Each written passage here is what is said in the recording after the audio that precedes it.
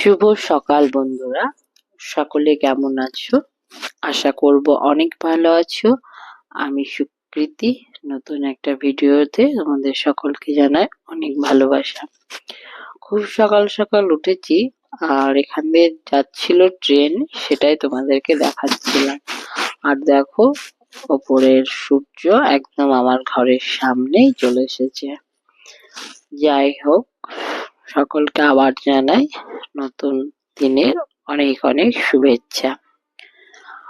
সকাল বেলায় উঠে দেখি ঘরের এই অবস্থা, ঘর বারান্দা সমস্ত কিছুই।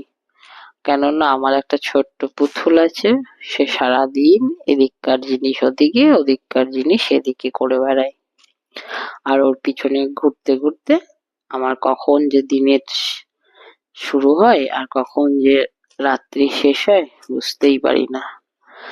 তারপর দেখো, আমি আমার বাড়ির ঘরের কাজগুলো যত তাড়াতাড়ি সম্ভব করে নিচ্ছি, কেননা ঘুম থেকে উঠে পড়লে যেমনকার ঘর বাড়ি আবার তেমনই হয়ে যাবে। সেই জন্য ও ওঠার আগে যতটা পারা যায় একটু পরিষ্কার পরিচ্ছন্ন করে নিচ্ছি, যাতে সকালের বাসি কাজকর্ম আমার হয়ে যায় এবং ওর ঘুম থেকে ওঠার আগে আগে। তারপর দেখো বন্ধুরা, সোফার চাদরটা আমি ঝেড়ে পরিষ্কার করে পেতে নিচ্ছি, কেননা খুব অগোছালো হয়ে থাকে। আর আমি নিজে অগোছালো হয়ে থাকলেও বাড়িঘর আমার কিন্তু পরিপাটি হয়ে থাকে। যতবারই বাবু নোংরা করে ততবারই কিন্তু আমি পরিষ্কার করি। আর পরিষ্কার পরিচ্ছন্ন কিন্তু দেখবে আর একটা শরীরের অঙ্গ। যত বাড়িঘর পরিষ্কার থাকবে মনটাও ততটাই ভালো থাকবে। আমি এখন না, আমি আর ছোট থেকেই পরিষ্কার পরিচ্ছন্ন থাকতে ভালোবাসি। বাবার বাড়ি গেলেও মা বাবার বাড়িটা এরকম পরিষ্কার পরিচ্ছন্নতে লেগে যায়। কেন কি জানি, আমি এই নোংরা তারপরে একটু অগোছালো ভালো লাগে না আমার নিজের থাকতে। সেই জন্য আমার মা বলবে যে আমি নাকি আমার বড় জেঠির মতো। আমার বড় জেঠি আমার মতো এরকম পরিষ্কার পরিচ্ছন্ন, খুঁতখুঁতে। আর আমার একটা স্বভাব হয়েছে কি জানো তো, যেহেতু শীতকাল এখন, আর ঘরের মধ্যে আমাদের ভীষণ রোদ থাকে, তাই আমাদের যেগুলো কম্বল মানে কাঁথা বালিশ এগুলো লেপ এগুলো না আমি মানে প্রত্যেকটা দিনই রোদে দিই, যাতে রোদটা খাই এবং রাত্রে ঘুমোতে খুব আরাম লাগে। মানে একটুকু শীত লাগে না, একদম গরম হয়ে থাকে। তারপর বাথরুমে বালতিগুলো জল ভরতে দিয়ে দিলাম, যাতে আমার কাজের সুবিধা হয়। আর এদিকে ঘরে এসে আমি জামা কাপড়গুলো গুছাতে শুরু করলাম।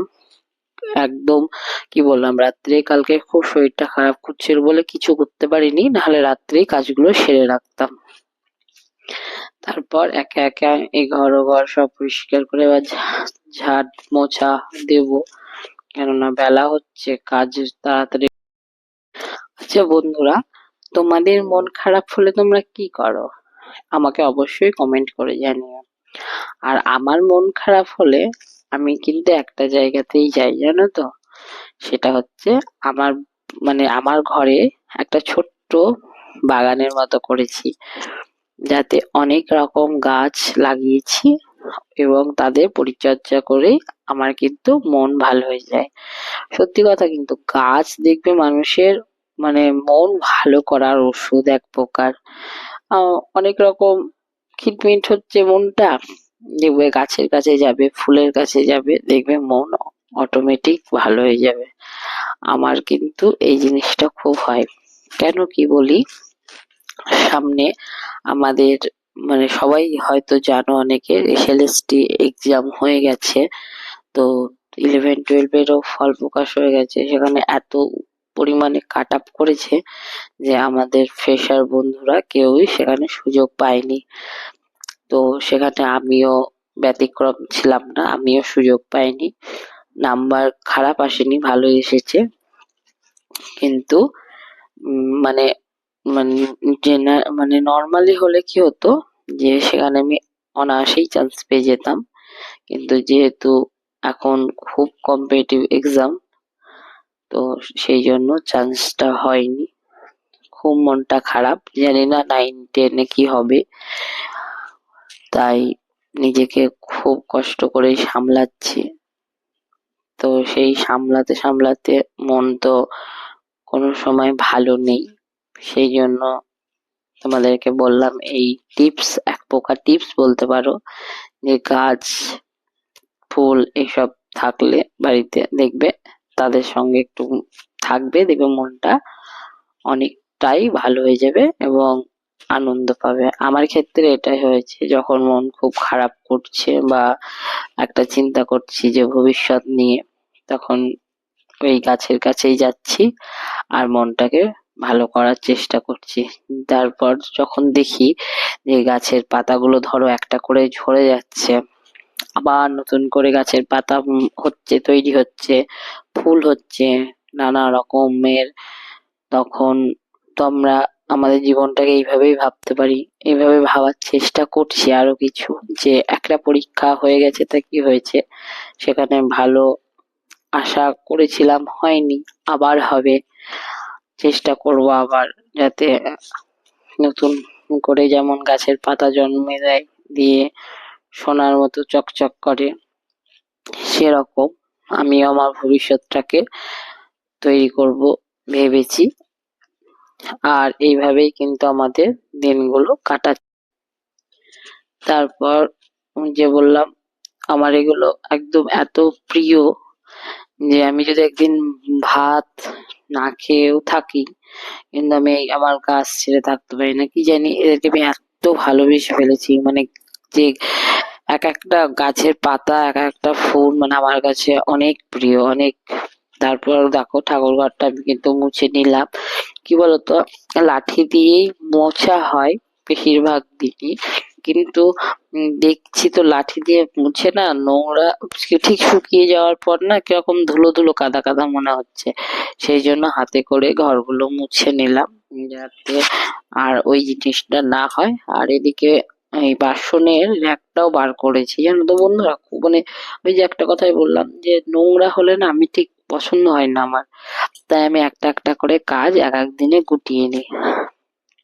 আজকে যেমন বাসনের একটা করেছি, কালকে সিংহাসন করব, এরকম কাপুসু, এরকম চিমনি করব, আগে থেকে আমি ঠিক করে রাখি কোনটা কোন দিন করব, তাহলে কি হয় বলতো, অনেক সুবিধা হয়। আর আমার না প্রত্যেকটা দিনই এরকম বালতি বালতি সার্ফ থাকে কাচার জন্য, কেননা ওই যে আমার ছোট একটা ছেলে আছে, ও তো খুব মানে অগোছালো, এখনো বলতে পারে না কিছুই, সেই জন্য ওর প্রচুর জামা কাপড় আমাকে প্রত্যেকটা দিন কাচতে হয়। আর এইদিকে দেখো র্যাকটাও পরিষ্কার করে নিচ্ছি, যাতে বাসনগুলাও সুন্দরভাবে সাজানো যায়। এইগুলোই আস্তে আস্তে ধীরে ধীরে একটু একটু করে সংসারের কাজগুলো গুটিয়ে নিলে কি হয় বলতো, যে দেখবে বাড়িঘরটাও পরিষ্কার থাকছে, মনটাও পরিষ্কার থাকছে, কোনো অনৈতিক চিন্তা ভাবনা মনের মধ্যে আসবে না, নিজে কাজের মধ্যে ব্যস্ত থাকবা। আমার তারপর অনেকে হয়তো বলবে যে তুমি এগুলো তো কেন করো, এগুলো একদিন করলেই তো হয়ে যায়। হ্যাঁ ঠিকই বলেছো, বলবে তোমরা যে একদিন করলেই হয়ে যায়, পরিষ্কার থাকে, কিন্তু কি বলতো, ওই যে যারা খুঁতখুঁতে না দেখবে, তাদের মনে মনে হয় এইগুলো। তারপর দেখো ও ঘুম থেকে উঠে গেছে, এদিকে আমার স্নান কিন্তু হয়নি, সবে সবে একটু কাজ করেছি, তার মধ্যে ও এখন আদর খাবে। ওকে কোলে নিয়ে 1 ঘন্টা মতো আমাকে সকালবেলা আদর করতে হয়, তারপরে কোনো কাজ, তারপর ওকে রেডি করিয়ে মানে পরিষ্কার পরিচ্ছন্ন করে দিয়ে ওকে খেতে দিলাম। আর ও এখন কার্টুন দেখছে, এই ফাঁকে আমি কিন্তু স্নানটা করবো ভেবে নিয়েছি।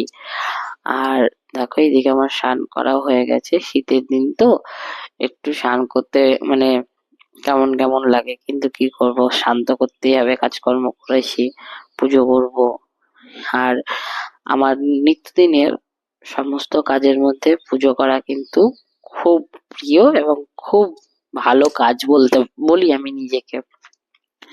কারণ যখনই ঠাকুরের প্রতি তোমার সমস্ত সমর্পণ করে দেবে, দেখবে তুমি অন্যরকম একটা মানুষে পরিণত হবে। আমার সারাদিনে যা কিছু থাকে না থাকে, আমি 9টার মধ্যে স্নান করে কিন্তু ঠাকুরকে সেবা দিয়ে তবে আমি নিজে খাওয়া দাওয়া করি, এটা আমার প্রত্যেকটা দিনের কাজ। যদি কোথাও ঘুরতে যাই সেটা কিন্তু ব্যতিক্রম হয় এক এক দিন। তারপর স্নান করে সিঁদুর পরে নিলাম। আর এদিকে আমার ছেলে ঘুরঘুর ঘুরঘুর করছে, কেননা ও ফুল তুলবে। মানে আমার স্নান করা হয়ে গেলে ও বুঝতে পারে মা এবার পুজো করবে, তাই ও গাছের ফুলগুলো তুলবে। সেই জন্য আমাকে ডাকছে, মা চলো ফুল তুলবো, এরকম ব্যাপার। আমি বলছি ঠিক আছে তাহলে চলো। তারপর এদিকে দেখো ও বলতে চাইছে যে আমিও ভিডিওতে থাকবো, নাচবো, এরকম বলছে। আমি এদিকে ঠাকুরের বাসনগুলো ধুয়ে নিচ্ছি, আর ও আমাকে বলছে মা চলো, মা চলো। ওর কথাগুলো এত মিষ্টি না, খুবই মানে একদম মানে মিষ্টি যেমন হয় সেরকম। আর ও বারবার দেখবে, জানো তো, আমি ভিডিও করলে ও বারবার দেখবে আমি কি করছি, কিভাবে করছি। তারপর ও গাছের ফুল তুলবে। দেখো, ওই দেখো, দেখছো, এত বুড়ো এত পাকা, কি বলবো। আমার সারাদিন ওকে সামলাতে সামলাতে কখন যেন মানে সময় চলে যায় বুঝতেই পারি না। তারপরে এবার কি বলতো, ওকে একা ছেড়ে দিতে আমার ভয় লাগে, যে ও তখন গাছগুলো যদি সব ছিঁড়ে টুড়ে ফেলে, তো গাছের পাতা একটাও ছেড়বে না, কিচ্ছু করবে না, ঠিক ফুলগুলো তুলে নেবে। আর মানে ও জানে যে মা এগুলো খুব যত্ন করে, আমি ছিড়বো না। ও আর একটা বাচ্চা দেখবে বাড়িতে থাকলে কি গাছের পাতা ছিঁড়ে দেয়, গাছের ফুল ছিঁড়ে দেয়, কিন্তু আমার ছেলে সেসব করে না। যদিও মানে ভুলবশত কোনো ফুলটা ছেড়ে না, সেটা নিয়ে গিয়ে ঠাকুরের কাছে দিয়ে আসবে।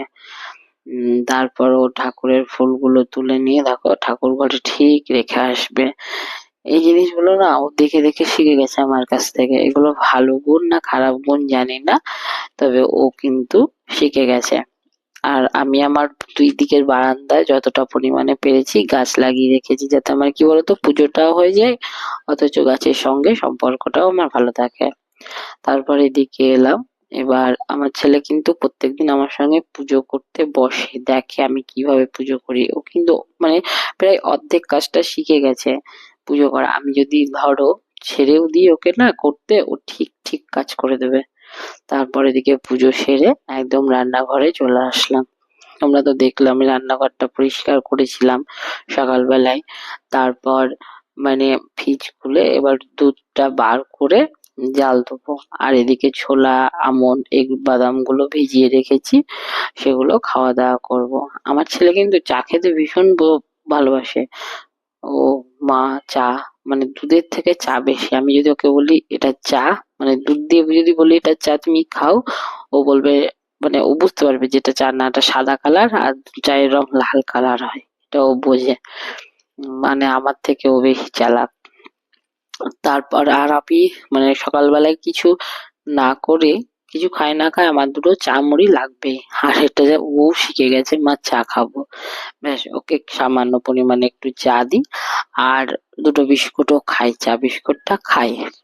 কি বলতো, ছোট বাচ্চা তো, যা দেওয়াটা ঠিক না জানি, কিন্তু মা তো চাইলে কি করব বলো, মনটা, ও চা খাবে দেখছো।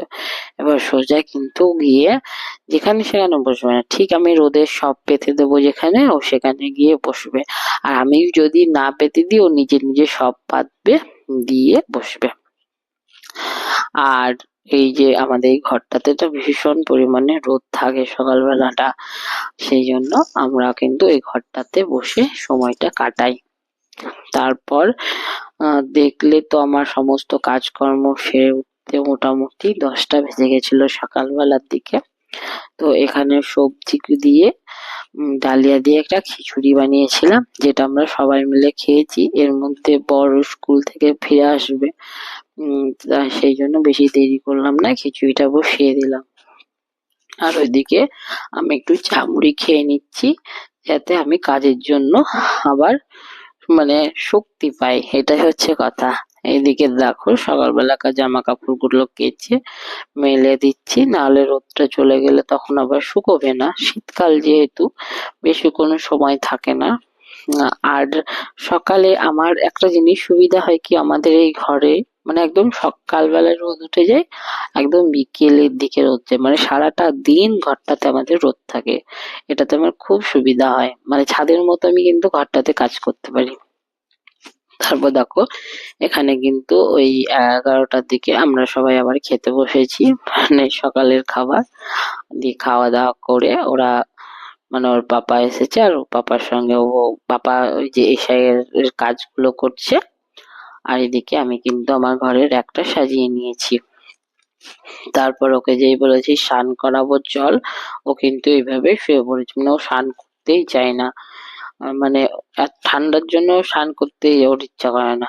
আর এদিকে দেখো আমি কিন্তু সমস্ত কিছু রোদে দিয়ে দিয়েছি। আমার ওই যে বললাম একটা স্বভাব হয়েছে, বাড়িতে যা কিছু থাকবে একটু রোদ খাওয়ানো, বালিশ মালিশপত্র, তারপরে তোমার এই যে বড়ি, পাঁপড় এগুলো। আর ওই যে বললাম ওকে স্নান করাবো বলেছি বলে ওর বাবা ফল টলগুলো নিয়ে এসে প্যাকেটে রেখেছে, ও ছড়িয়ে ছিটিয়ে এক করে দিয়ে যায়। আর দেখো বাবার কাছে এসে ঠিক ও কিন্তু খেতে বসেছে। তারপর ওর খাওয়া দাওয়া করে ওকে স্নান করিয়ে আমি আবার দুপুরের জন্য রান্না বসাবো। আর ওকে গামছাটা পরিয়ে দিয়েছি, গামছাটা খুলে গেছে তাই ও মানে কি হাসি। তারপর এদিকে গরম জল ভরে নিলাম ফ্লাক্সে, যাতে সারাটা দিন ওকে খাওয়াতে পারি। আর রান্না বান্না মোটামুটি আমার হয়ে গেছে, সেই ভিডিওটা আর করা হয়নি কারণ খুব তাড়াহুড়ো থাকে তো।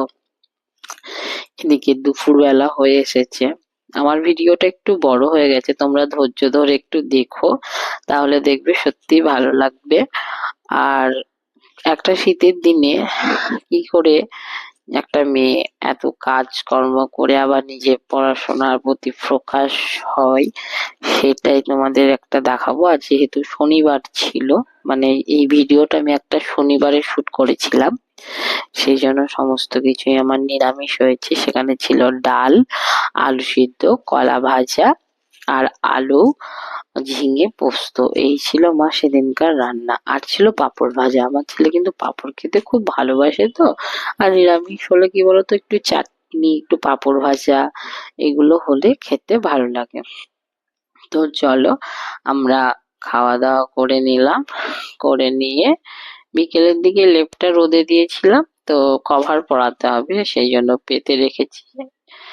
আর এই যে গাঁদা ফুলটা না, আমার ছেলে জন্মদিনের জন্য নিয়ে এসেছিলাম, মানে ওকে আমি এই গাছটাই গিফট করেছি যে সুন্দর করে লাগাবো বলে। আর তারপর ওই যে বালিশ কাঁথার কভার গুলো লাগিয়ে মানে সন্ধ্যের দিকে একটু রাস্তা দিয়ে বেরিয়েছিলাম দুধ আনার জন্য, দিয়ে দেখছি ভৈরব পুজো হচ্ছে চারিদিকে, তো সেইটা একটু দেখালাম তোমাদেরকে। আর এটা হয়েছিল আমাদের মন্দিরে, মানে অনেক রকম ঠাকুর হয়েছিল, 2-3টে ঠাকুর দেখে এসেছি বাবুকে নিয়ে। আর তারপরে মন্দিরের দিকে এসেছিলাম, যে মন্দিরের পুজো মানে জোগাড় জান্তি করছে তখন, এইভাবেই ওকে দেখালাম, ওর খুব আনন্দ পায় এই ছোট ছোট জিনিসগুলো। তারপর বাড়ি এসে এখানে সিমুইয়ের পায়েস করেছিলাম আর রুটি করেছিলাম। ভালো লাগলে অবশ্যই চ্যানেলটা সাবস্ক্রাইব করে দিয়ে পাশে থেকো। টাটা।